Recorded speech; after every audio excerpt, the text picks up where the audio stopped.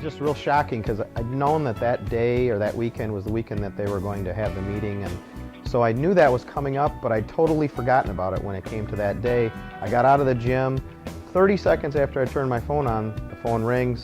I'm looking at it as I get in my car, and it was a number I didn't recognize. I answered it. I had no idea. I'd totally forgotten what was happening or what might have happened that day. And it says, "And this is Darlene Banker of the United States Bowling Congress." And it was just total, I don't know, it was just shock. It was like, oh, it's, after all these years, finally, I guess is the way it is. It's been so long, and to finally get it, it was just really, relief might even have been the right word. I don't know. I'm glad in retrospect that I didn't get in when I was part of the PBA category, because I spent 2 years out there proving that I'm not in the category with Pete Weber and Walter Ray Williams and Norm Duke and all the guys there. And I think it would have unduly diminished their great accomplishments for me to have gone into the Hall of Fame in their category. Being in this new category, that's the category I belong in. I'm a USBC bowler. I spent 2 years on the tour, but I'm not a professional bowler. I don't bowl for a living. I have a real job. I'm a little bit more than a league bowler, but I'm a USBC bowler, and this category is perfect for me. And to go in as the inaugural person in this category, I couldn't have dreamed of anything more perfect. No, the thing that I always say is that no one takes up a sport with the goal of getting in the Hall of Fame. You take up a sport because you love it, and loving it leads to making the dedication to get good at your sport. When you do that, then things happen that someday might lead to being in the Hall of Fame. So to me, getting in a Hall of Fame is never a goal. It's a byproduct of achieving the goals that you set as you advance up the ladder from being a kid to learning the game to becoming a pro or whatever it might be in any sport. It's never a goal, it's what happens because you've achieved the goals you did set. Well, it is, you said it, it's the team, it's who you're with, and that goes back to the early 80s when I got picked up by the two-team group led by Rich Wonders. I'd never shot 1800 at the USBCs, then the ABC tournament. The first 3 years I did it, I beat 1900, and I was the first person ever to get 3 straight 1900s, which is funny now because of the way the scoring's changed.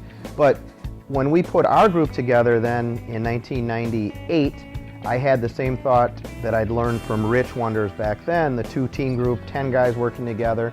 And as the game has changed technologically, the 10 guys working together is even more important now than it was then. Back then it was more about just surrounding yourself with great bowlers. Now it's about surrounding yourself with great bowlers who work together. We worked together back then. We helped each other play the lanes correctly and together, but it wasn't obviously the same kind of game as it is now, and breaking in fresh lane conditions, because we didn't bowl on fresh lane conditions back then. So it wasn't quite as crucial. So now it's more about having 10 good guys together who work together. 10 good guys who don't work together will fail at the Nationals. Well, Cheryl's someone I watched growing up, and I knew that name immediately. I saw her so many times on TV, great bowler, and I know Roseanne, just know of her. I've never met her. Look forward to that. I mean, she had a big role in bowling. And then the guys going in and gals, Del Ballard, a friend, Wayne Webb, a friend, guys that, kicked me off the tour when I was out there. And then Carol Giannotti, who I met through Jill Albrecht Weber, because they were good buddies when they bowled on the women's tour. So I met Carol a couple times. Fantastic person, a lot of fun. And, if bowling had been open then the way it is now, I'm sure she would have done great on the men's tour and probably would have helped kick me off the tour too. So I think that's just a fun, it's going to be a fun weekend. Well, that's the great thing about bowling, is all the other sports you go into the Hall of Fame and basically that's the signal that your career is over. In bowling, I'm hoping that there's another segment of mine that hasn't begun yet. And that's July 2012. I'm going to turn 50, and I have a real job, so I won't bowl the entire senior tour or whatever it might be at that point.